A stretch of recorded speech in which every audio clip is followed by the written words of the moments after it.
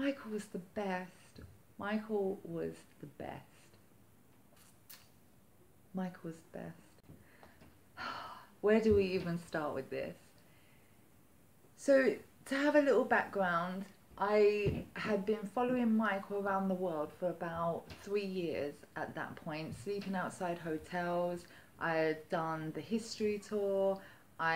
So I kind of had the perfect build up to meeting Michael. I'm surrounded, like I can feel his energy in this room because I'm surrounded right now by personal Michael effects, and like I can really feel the love in this room. So this is 18 years ago. It's April the 11th. It's a Sunday, and I had kind of built up to this moment of meeting Michael. I'd seen him live, I've touched him, I'd had personal recognition from him, so I felt like I was in a good place to have earned my meeting. It did not happen easy. So it's Sunday the 11th of April 1999, and I hear that Michael's in London. So I'm thinking, okay, we don't know where he's going to be. He's not here for anything like official. So we start piecing together his movements, and the BAFTA Awards was on, and they were either honouring Elizabeth Taylor or she was attending the ceremony. So that was the place that we started. So I brought along my brother Ashley. He was 8 years old at the time, and you'll hear so much about him because he was a part of that night. So we get Ashley, I go to London, we go to the BAFTAs, and there's no sign of Michael there. So then we start thinking, where else could he be? All the usual haunts. We end up at Dodi Al-Fayed's apartment. So we're outside Dodi's apartment. We don't even know for sure that Michael is inside. We're just speculating. And there was myself, Ashley, and a small group of other fans. But I'm gonna have them remain nameless because their stories are their stories. This is my story from my perspective of that night. So I don't want to dump on anyone else's stories. So they should all remain nameless, but there were a small group of other fans there with me. So we didn't even know for sure that Michael was inside. So we're just all outside. It's a Sunday, the trains have stopped running, so we're there for the night now. It's starting to get cold. It's creeping up to midnight, the early hours of the morning, and we're all there, we're all starting to get cold. And then, like, down the road, there was Dodi Al-Fayed's apartment. It's on Park Lane in London, and it's a corner plot. So there's like a main door, and then you go round the corner, and we were round the corner. So there's like 2 or 3 doorways down the side that belong to this apartment building, but Michael came from the front. So well, for a start, Michael doesn't walk. Michael does not walk. He glides, or it's like he's levitating. It's so graceful, his movement. So we noticed this from up, because we're like quite into this road. So we look up to the corner, and there really was, you notice that presence, like, wow, something like, like a halo around him. And it really was. And he so gracefully walked down the road. So we were tweaking on like, oh my gosh, it's Michael. And he had Skipper with him. And Skipper was saying, no bum washing, no bum washing. It was like his catchphrase for the night, like, no bum washing. And as we're getting closer, he's saying, you're all going to get a turn, just, you know, keep calm. And we were all calm. Like, we weren't calm actually, but no one was hysterical. So we go, so like he kind of stops at this doorway, and I'll insert pictures as I go along with this story so you can see what I'm talking about. But he was standing in kind of like this doorway, and we all started queuing up in turn to meet him.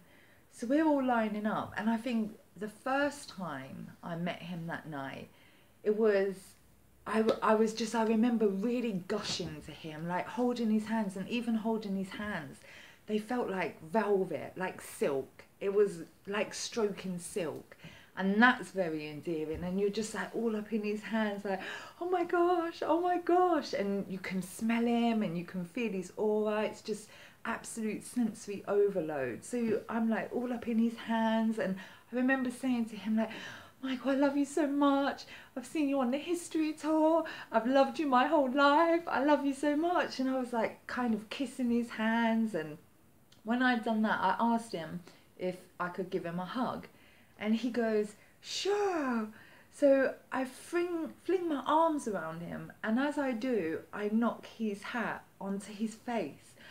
And I was absolutely mortified, like, oh my God, it was like dethroning a king or something. Like, I knocked his fedora onto his face. He was like, he's so gracious. Like, the trait in his character, like, know this about this whole meeting. It was, I blatantly took liberties that night. It was love powered me through with that liberty taking. And anyone that was any less than gracious would have just stopped me right there. But he was so forthcoming and so encouraging, and so he truly was like, that trait in his character is so beautiful, because he was just such a gentleman, but beyond a gentleman, he was just so regal and dignified, and just, he is such a beautiful presence to be in. Like, it's better than you expect. Like, you fantasize about what it would be like to meet him, and he surpassed it all. Like, everything about him was just so wonderful. Like, the way his hands felt was so much softer than you could ever expect. And his hair was just, it just felt, and it was just so silky, and just everything about him, the movement, just everything about him surpassed your expectations. And that was kind of, that fueled the experience, because it is sensory overload, and you've waited your whole life for this moment, and there it is in front of you. And I just remember really gushing, like really wanting him to understand how much I loved him. And so I remember that first meeting being like that. And then I asked, before we finished that meeting, I asked if I could have my picture taken with him. And he was so obliging for every request. And so he was stood on my right, and oh my gosh, the pose for this picture was, I have yet to see a pose better than this. It was everything I could have dreamed of. He was stood on my right, I was here, and I had on that day, I was like, I didn't dress as though I was going to meet Michael that day. I dressed for comfort, like I was going to be sleeping on the streets that day, because I knew for sure I would be sleeping on the streets, but I didn't know for sure I would be meeting Michael. So nothing was done. Nothing was done. I showed up to Michael in a white vest, and I had khaki dungarees on, and it was like this girl band, Cleopatra, who were Michael fans. They come out with this clothing line, and like, I was in my late teens. They come out with this clothing line, and I'm in khaki dungarees with a white vest, and then a khaki cardigan over the top, and black biker boots. So that's my get up for meeting Michael. Oh my gosh. So that's what I present him with. And he was, oh, he's so gracious, obviously. So the pose he done for me with my photo is, he's on my right, I'm here. He puts his left arm around, and he puts it on my shoulder. And then he puts his right hand and places it on my boob. He placed it on my boob, and then he put his head on this shoulder. So he was like this in my picture, and it was the best pose. When I'd finished my meeting with him, everyone that saw the pose was like, oh my gosh, you're so lucky, that pose is so amazing. And it was so amazing. Remember that while I wasn't with Michael, like he was there, but I wasn't personally interacting with him, I was on the phone to my mom, and I was saying to her, write all of this down, write everything down, because everything that I had said to him and he had said to me, I wanted to dictate it to my mom so that I couldn't forget. So I was saying to her, write this down, and she was writing it all down. And then she said to me, pass him the phone. So I'm like, oh my gosh. So I hold the phone out and say, Michael, like, my mum wants to speak to you. And he takes the phone, and I still have that phone. It's here. It's right here somewhere in this room. I'm gonna look through the stuff before this is over. And so I hand him the phone, and he turns his back on the crowd and like goes into the corner as if like he's taking the call privately. So like he's on the phone to my mom, on the phone to my mom, and then he hands me back the phone and he says, "Oh, show me the tattoos." And I'm like, oh my God. My mom had told him that I had just had Paris's name tattooed, and I wasn't even sure that I wanted him to know that, because like I understand why, like he would understand why people would have Michael tattoos, but to have tattoos of his children is just like, I didn't want him to think I was a nut job. Like I had them because they made him so happy, which is why I had them. But I just didn't, I didn't want to offend him or him think I was weird. But my mum totally outed me, so he's asking me to see the tattoos. So I show him first the one that I'd done for Paris, which I really loved because it's has the Heal the World logo on it. So I show him that one and he's like, oh, it's so beautiful. And then I turn it around and show him the one for Prince, which is a cherub, and underneath it says Prince Michael Jackson Jr. And he loved it. He just went totally ballistic, like jumping up and down on the spot, like rubbing it. I love it, I love it, I love it. And then he signed it, and he signed it, Love Prince Michael. And he said, I'm the only person in the world to have Prince Michael's autographed by him. So like, if I couldn't have been more giddy that night, I couldn't have been more giddy that night. Like these moments just kept coming. It was like one after the other, like such amazing stuff just continually pouring my way. Like, wow. So he signs it, and he signs it Love Prince Michael, and then he tells me I'm the only person in the world to have it autographed by him. And I was just absolutely so thrilled. And then I had another autograph signed that night, the one on my hand. And when he did that one, he held my hands, and he knew I was going to get them tattooed. He held my hands, and like the way he looked at my eye when he signed, in my eyes, the way like when he signed it, it was like he was daring me to do it. It's like, don't dare me, Michael. It got done the next day. Like, it's in. Like, and these actually, I value. Like, I'm so glad I had Michael sign my skin, because these come with it. Like, no one can take these away. Well, if you amputate my limbs, you could take these from me, and my mum legitimately does worry about that. But other than that, these can't be taken from me. I carry them around with me 24/7. And like earlier when I had like a panic attack that I had lost these autographs, it just filled me with like for something to mean so much to you and it to be materialistic is not cool, because it's just got too much of a hold on you. Whereas these, like, obviously I try and protect them from injury, and I look after those areas of skin, but they come with me everywhere I go. Like, it's so amazing. I'm so glad I had him sign my skin. It's the greatest thing. And like, you'll be surprised, like so many times it's usually when I'm paying for things, and people be like, is that Michael Jackson's autograph? Had a point where he went back inside the apartments, and he was saying that he was going to come back, and we was all like so filled with what had already happened that we wasn't going to hold him to it, but we was kind of like half expecting him, like, is this his cue that he's just going to leave now, or is he really going to come back? And he did come back. And when he come back, he kind of, there's these doorways at the side of the building, and there's like a couple or 3 steps to go into it, and he kind of stood on the top of these steps, and it gave him like a platform to answer our questions. So I asked him the question, what's your favourite song? And he really deliberated on that for a long time. Like, he really thought about it. He was saying to me, like, my song? Or any song. And I was saying, any song, like your favourite song. What's your favourite song? And he was like, oh. And he was really, really thinking about it. And after much contemplation, he said it was Claude Debussy, Afternoon of the Faun. And I know a lot of people think that Smile is his favourite song, and Smile could be his favourite song. Like, we all have different favourite songs.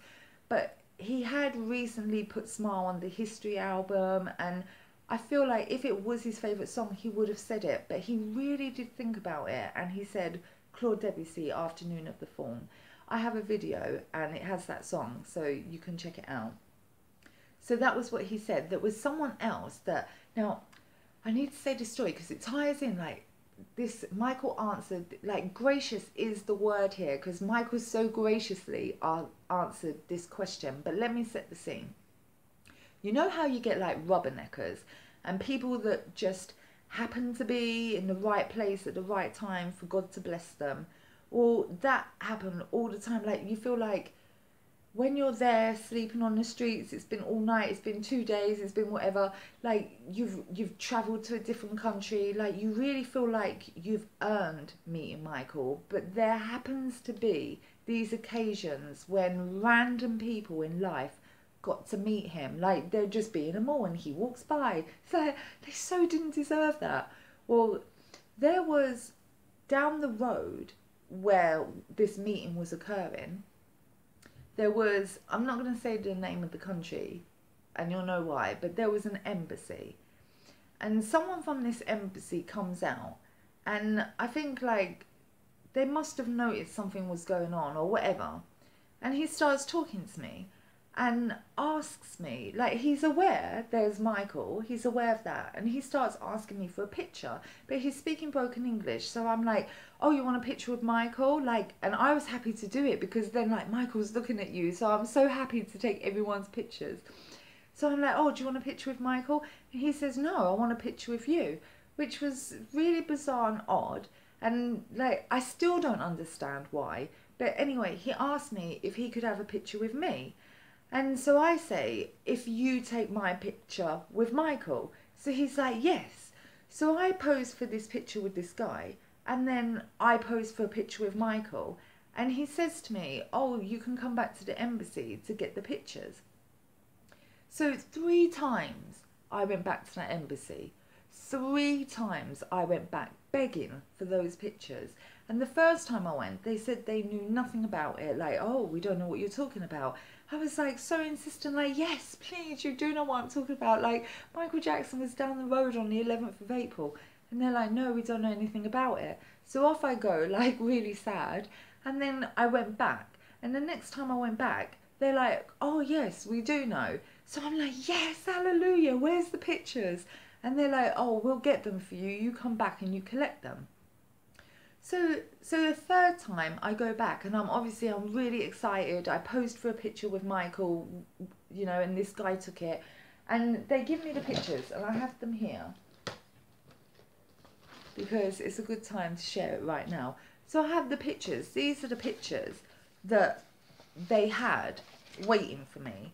And I was just, even on the train ride there, I remember just like, oh, I wonder what it looks like. Like, I'm going to have it on t-shirts and coasters and mouse mats. I'm going to have it on everything.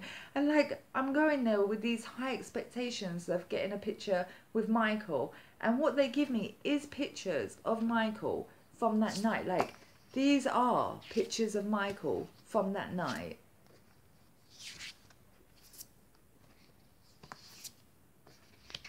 Like, that is it. That is Michael from that night. But there's not a picture of me there. And I was just like, I was imploring this guy, like, please. And there isn't one. Michael Jackson's earlobe was in my mouth. I have. This is a fun little story from that night. Somebody gave, and this is quite a dilemma actually. Let me know what you think about this. Somebody gave Michael a magazine to sign, and all I know about this is Michael saying to me, here, take it. So he gives me this magazine. So I have this magazine given to me by Michael, but it's not my magazine to begin with. It belonged to this girl. And Michael had, if you can see here, he had marked, so he's kind of autographed this magazine. So technically, this belongs to said girl. However, Michael gave it to me, and he said, here, and gave it to me. So does that make it mine? This, for 18 years, like me and this girl, like along the road, like as we've seen each other at hotels and things, like I talk about this, like I feel bad, like I feel bad for keeping it because I feel like it's yours. And she says to me, no, he gave it to you. But who is the owner here? Like Michael gave it to me, so it's mine, right? Anyway, the funny story with this is, now I don't even want to say, like, I'll just tell you the facts and you decide. But did he snub someone here? Because someone gave him this magazine to sign and he attempted to do it. However, he stopped. And I don't want to unfold this because this was how he gave it to me. But look who is on the front.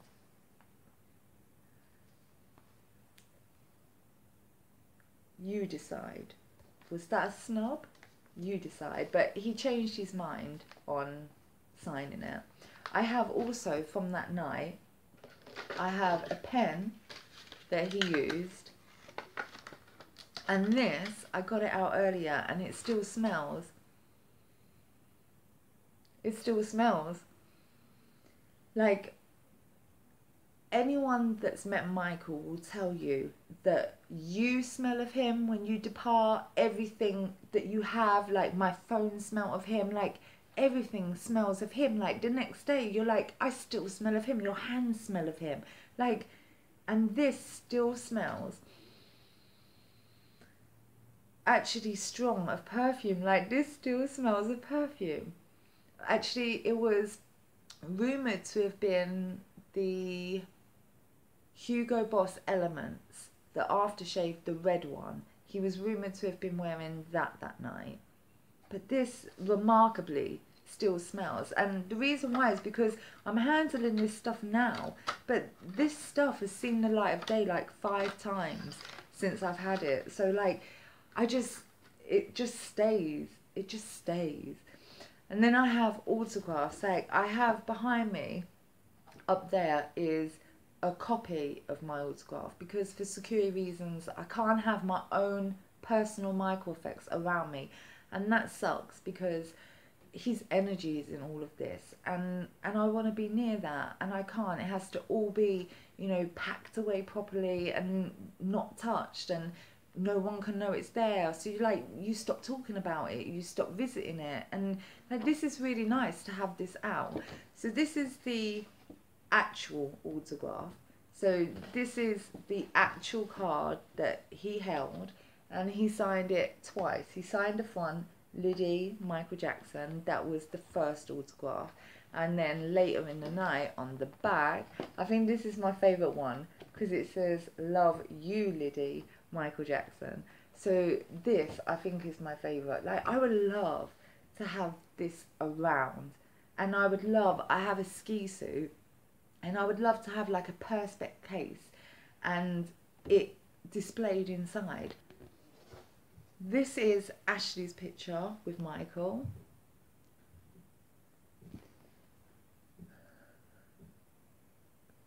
Michael was wearing that night his black fedora, his black mask. It looks blue-black here, but it was black. And he had on a Waldorf Astoria jacket and black trousers. And my brother was wearing his own mask. This is the actual mask my brother wore that night, because when Michael came out with his mask, I wanted one too, and I went everywhere to see if I could buy one, but he owned the patent for it. I went that deep. He owned the patent for it, so actually no one could have it, but I wanted one. So my mum made me this. She made me this, and I used to actually wear it. Like, I can't even think how much dust I'm breathing in. I used to actually wear this. I remember walking my dog wearing this mask. I was a teenager, remember. I remember walking my dog wearing this mask and people looking at me like I should be in a hospital. It was like, I loved Michael to such a deep extent. Like, I think fanatic was the right word for me then. Like, it really was. Like, my teens with Michael, I was so over the top. And I think he commented on this. And Ashley said that my mum had made it, and he complimented her on the design. Like, I think she was going for like a Billie Jean But how cool is that? That's so cool. So that's that mask, and I think Ashley was wearing it because it was so cold. So that's why he was wearing it. So yeah, that's Ashley's picture with Michael. He has his autograph, which I just dropped on the floor. This one here, this is the actual paper that Michael's touched. I had it laminated. And I don't even know, like, I'm too worried to check this out. But what happens when you laminate it? Like, is it just ruined if I try and take it out of there now? Because I was obviously at the time just thinking, how do I preserve it? Which is why I laminated it. But actually, maybe it wasn't the best thing to do to laminate it. But maybe it's in such good condition because it was laminated. I don't know. Like, I'm a bit worried to check that out. Have I ruined it by putting it in this? Anyway, it says, "Love to Ashley, Michael Jackson." And that's Ashley's one. And then that night, Ashley, in the picture you can see he's wearing like a red ski suit. And I have that ski suit right here. And the reason why, like, I got this ski suit because I was spending so many nights on the streets sleeping outside hotels. And you couldn't bring tents or blankets or things like that because if you did come out, you were running after him. So I bought a ski suit, and it was like, I was a little bit like, oh, when Michael signed it, because it meant that it could never be worn again. And I'll show you.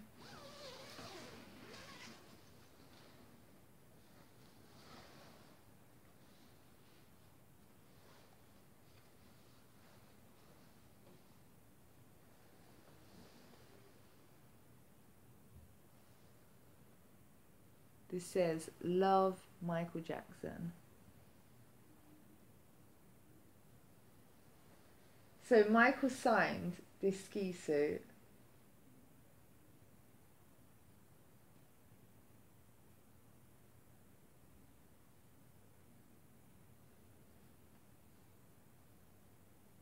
So how could you not admire that? Like, that's so amazing. Like, I'm actually, like, technically a cellular biologist would say that Michael, or a forensic expert would say that Michael is actually on this. Like, he's touched this to sign it, and his skin cells are on this. Like, that to me is so amazing. That makes me not even want to have a bath tonight. Like, wow. I just realised I've been touching that. I got so carried away. Oh, wow. I'm not looking after anything. And then inside, this is a cute little story. Inside one of these pockets, there should be 40p. And there's a story to this. Michael gave this 40p to my brother. And I think he had them in his hand. And he like just wanted to get rid of them. So he just gave them to my brother.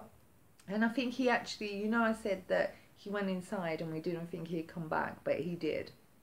I think he went back to make a phone call. And he might have actually been using the phone box. So he had 40p and he gave it to my brother, and these are the 40p's. Should actually have this as a lucky charm. Like, they're so, like, these are the conditions that Michael gave them to my brother in. Like, some janky 20p's. And Michael's held them. Like, wow. That's so amazing. So that's that. And things, little snippets that I remember from that night was just truly how gracious he was. Oh no. Oh my gosh. I don't even know whether or not to tell this story. Like, I don't even know whether or not to tell this story because it could technically be like sexual harassment. Like, some would view it as that. And if this happened to me by a person I didn't know, I would view it as sexual harassment. So I'm going to tell this story because Michael never objected to this. He was very encouraging, in fact. So that's why I'm going to tell the story. But like, I do feel like I took a liberty here. So, I'm like, I'm there and I'm hugging Michael, and I remember like nuzzling his neck, like he just smelled so good and inviting, and oh, this beautiful smell was just like permeating from him, and like he was just so warm, and it was a cold night. It was just, I was intoxicated with it all. And I remember like nuzzling the side of his neck, and he had his arms around me and he was rubbing the center of my back. So he's like rubbing on the center of my back, and I'm like nuzzling his neck. And then I like creep up, and the next thing I know, his earlobe is in my mouth. And Michael Jackson's earlobe was in my mouth. Like, what do you do when Michael Jackson's earlobe is in your mouth? You suck it. And I sucked it. I sucked his earlobe. And he was rubbing my back. And as I was sucking his earlobe, he was going, mmm, mmm. So it's like totally encouraging it. Like, oh, bless Michael so much. Like, I know he must have worked hard that night with me. Like, I must have been such a challenge to him.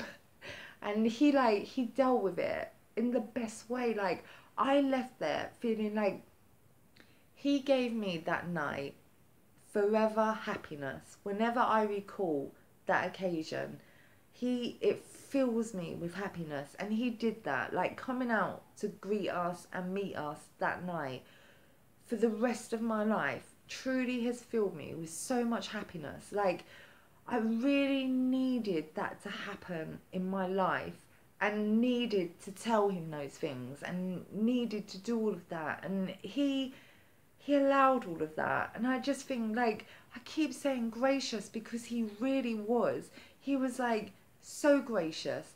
Anyone else, like, they just wouldn't have had that kind of temperament. Like, he was so regal and so beautiful, and just, he was so amazing. Like, I couldn't have wished that night. Everything just so far surpassed my expectations. All of my wishes come true that night, more than I could have ever wished for. Like, and it just kept getting better. Like, the whole night, it just, one thing after another. It was like that feeling of euphoria that you get when your dreams are coming true.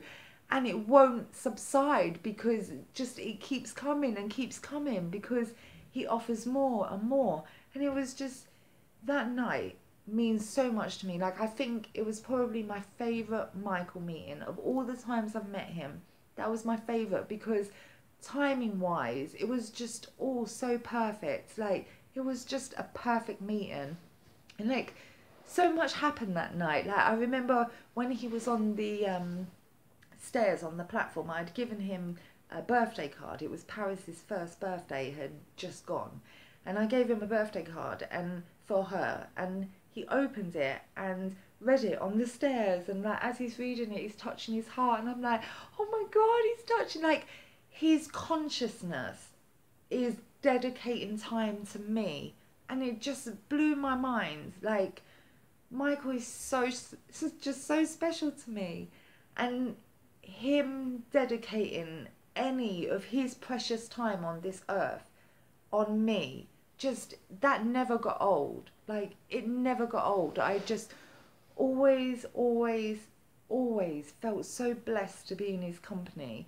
Like, he is a dream come true. He is a dream come true. Like, that night means so much to me, and he did that, and I love him. I love him so much for it.